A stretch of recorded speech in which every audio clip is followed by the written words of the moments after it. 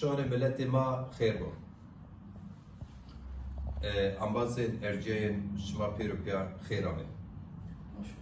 امرو 20 جوی ویژگی روز زون دایم دنیا. نه روزانده ما شارکسی ما جیه رنزانه که ملتی کی بندست ملتی کی زون خود مکتب چیلی به زون اینی بینی بگم. ما کی سه پارتیا دزاپار حسینه پیرو نیورات ده چه ترک بنو چه عجم بنو چه لاز بنو چه چرکز بنو چه همشین بنو چه پاماک بنو هر کسی پیرو کابه اما به زون خود به زون خود به رنگان خود نو مناسبت دا ما جو هفته ویشی جو هفته زاف جو هفته ده پیرو آنقره ده روپلی نشکر به زون زازاکی و زون ترکی او روز او خدبه بس نا ساعت ده میمان و مسافر مامه سرو چمان سر یوزگات رامه توکات رامه ادیامان رامه چولیک رامه درسن رامه گمگم رامه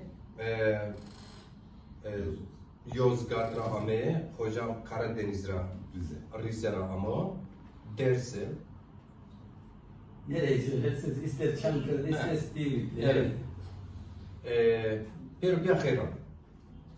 Türkçesini özetlersem, bugün 21 Şubat, tam 25 yılını dünya çapında kutlanan Dünya Ana Dil Günü'dür. 7000'den fazla halen dil yaşıyor dünyada. Bundan birçoğumuzun haberi yok.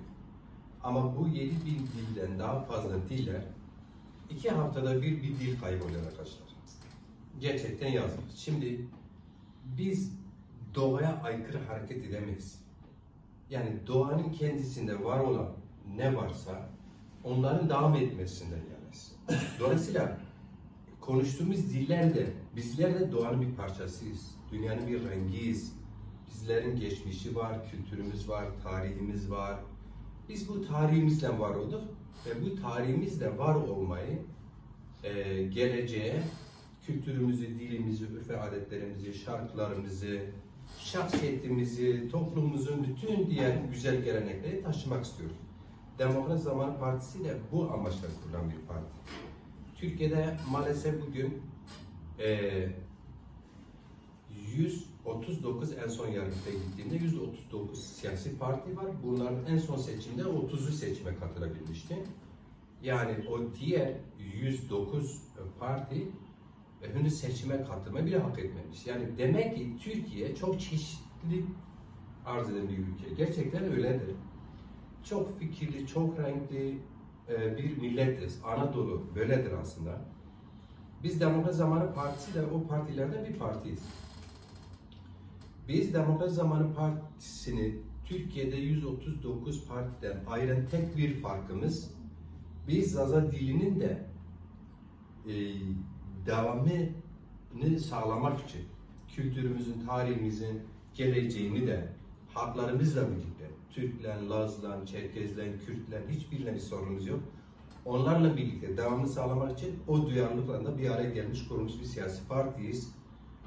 Türkçe'de bizim dilimiz, Kürtçe'de bizim dilimiz, Pamakça'da bizim dilimiz, Hemşince'de bizim dilimiz. Herkesin dili kendisine güzel, herkesin şarkıları, hikayeleri kendisi için anlatırken herkesin ninnileri kendilerine güzeldir.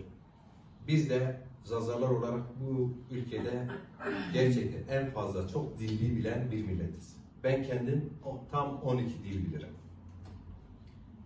Dolayısıyla böyle bir avantajımız var ama bir dezavantajımız da var. Biz dilimizi kaybettik. Biz Türkçeyi biliyoruz, resmi dildir, eyvallah, ortak dilimizdir.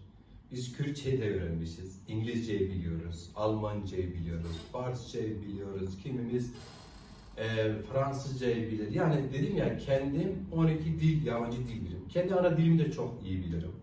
2 tane şiir kitabım var, 36 tane bestem de var. Ama benim kızım, benim annemin konuştuğu dili bilmez. Yani benim annemin konuştuğu dil Zazacadır. Benim kızım da Zaza kızıdır. Ama nenesinin konuştuğu dili bilmez. Dolayısıyla biz bunun önüne geçmek istiyoruz. Uzatmak istemiyorum. Hepiniz hoş geldiniz. Burada Yozgat'tan, Rize'den, Dersim'den, Tokat'tan, Adıyaman'dan, Kahramanmaraş'tan, Dersim'den, Bingöl'den arkadaşlar var. Aslında Türkiye'nin fotoğrafı şu an burada. Hiç kimse bunu yabana atmasın, küçük görmesin. Biz de kendi renklerimizle buradayız. Şu an burada bulunan herhangi bir vatandaşımız kendi dili neyse o dilden bize şiir okuyabilir, türkü söyleyebilir, ağlayabilir, gülebilir. Biz böyle bir Türkiye'yi arzuluyoruz, böyle bir Türkiye istiyoruz. Saygılarla hepinizi selamlıyorum.